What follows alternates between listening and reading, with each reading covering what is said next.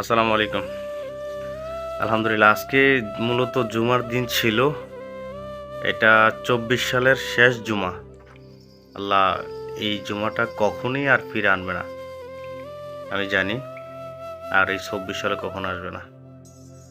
আর সারাদিনে মূলত জুমার নামাজ পড়ার পরেই কোনো কিছু করি নাই। রাতের বেলা যখন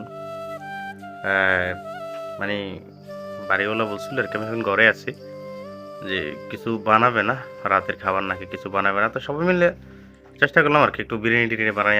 আমি নিজে বানাইছিলাম, সবাই পাক করে খাওয়াইছিলাম আর কি। আল্লাহ, এই পৃথিবীতে কত সাল যে চলে গেছে, এগুলো আর ফিরে আসে নাই।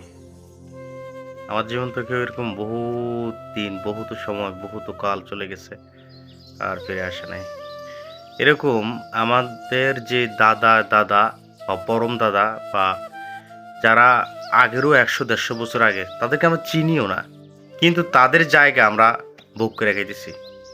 জায়গা, সম্পদ, টাকা পয়সা সব পড়ে থাকবে, মানুষ থাকবে না।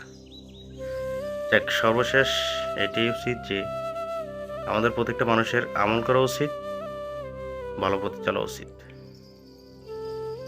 Thank you.